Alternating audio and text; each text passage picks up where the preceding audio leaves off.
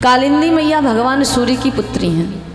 एक दिन अर्जुन और भगवान कन्हैया टहल रहे थे। अर्जुन की दृष्टि पड़ी कि नदी के बीचों बीच, जमुना जी में बीचों बीच खड़ी होकर के एक कन्या तपस्या कर रही है। अर्जुन जी गए, कहे देवी इतनी कठिन तपस्या क्यों? तो मैया कहती हैं, अहम देवस्य सवितुः दुहिता पतिमिक्षति कृष्णं वरेण्यं वरदं तपः परमस्थिता। मैं सूर्य की पुत्री कालिंदी हूँ। मैं कृष्ण को पति रूप में पाने के लिए इतनी कठोर तपस्या कर रही हूँ। तो बोले चिंता की कोई बात नहीं, वो हमारे ही साथ है, चलिए हम आपकी लगन कराते हैं। तो इस प्रकार भगवान ने 8 विवाह किए। विंद और अनुविंद नाम के 2 भाई थे, जिनकी एक लौती बहन थी, जिनका नाम था मित्रवृंदा। उन्होंने स्वयंवर रखा अपनी बहन के लिए। स्वयंवर में जगह जगह से राजा आए, लेकिन बहन के ऊपर दबाव बना के रखा था अंदर से कि उस पूरे स्वयंवर में उन सारे राजाओं के बीच में यदि तुम वरमाला पहनाओगी तो दुर्योधन को ही पहनाओगी और किसी के गले में नहीं। जब मित्रवृंदा मैया हाथ में माला लेकर के स्वयंवर में प्रवेश करती हैं, मेरा कन्हैया बैठा था और जैसे ही दृष्टि पड़ी महाराज, मित्रवृंदा मैया ने सब कुछ बोल करके कन्हैया के गले में माला पहना दी। इसके बाद में नग्नजित कौशल नरेश ने प्रतिज्ञा की कि मेरे 7 बैलों को जो एक रस्सी में एक ही बार में नाथ देगा, उससे मैं अपनी बेटी का विवाह करूंगा। महाराज भगवान ने इस प्रकार से उनकी इच्छा को पूरा किया और भगवान ने विवाह किया। 7 बैलों को नाथ करके भगवान ने सत्या मैया से विवाह किया है। इसके बाद महारानी श्रुतकीर्ति ने अपनी पुत्री भद्रा का विवाह भगवान के साथ किया और एक बार में लक्ष्य भेदन करके भगवान ने लक्ष्मणा नाम की कन्या से विवाह किया। इस प्रकार 8 विवाह भगवान के प्रमुख हुए। भौमासुर नाम का राजा था, नरकासुर नाम का, तो उसने 16,100 कन्याओं को बंदी बनाया।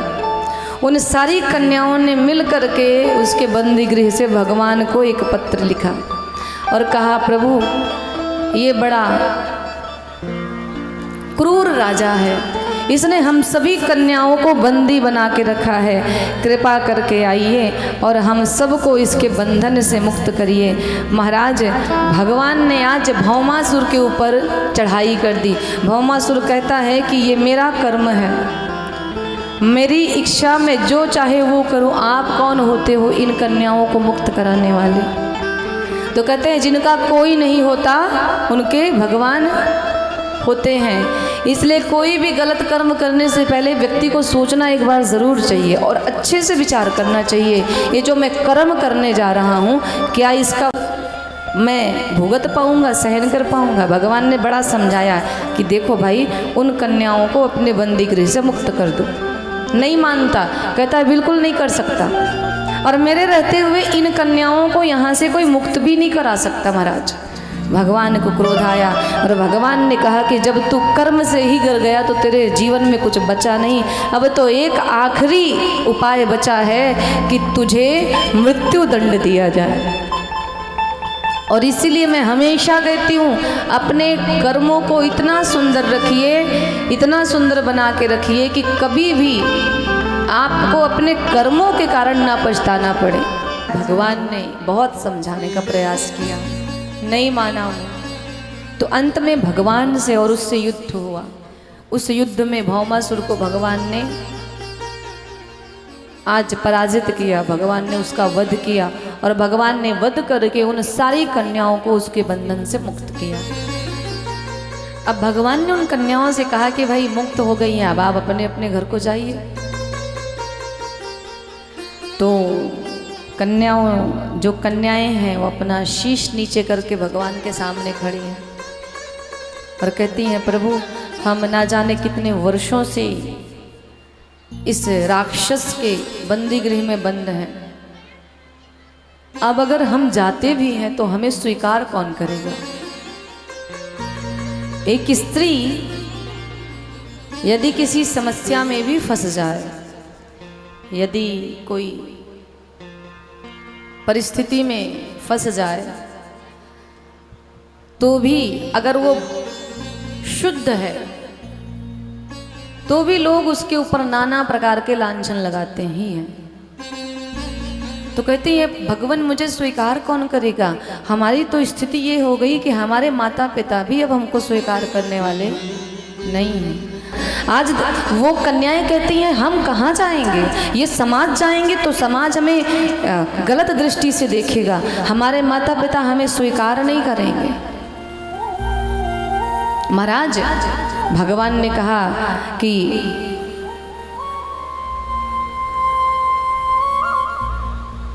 एक कार्य करेंगे, मैं आप सबको स्वीकार करता हूँ, यदि आपकी इच्छा हो तो कोई ज़बरदस्ती नहीं, मैं आप सभी को स्वीकार करता हूँ। चलो आप हमारे महल में, वहाँ आपको कोई गलत कहने वाला नहीं होगा, क्योंकि वहाँ मेरा संरक्षण आपको प्राप्त होगा और आप पूरे समाज में प्रतिष्ठित होकर के रहेंगे।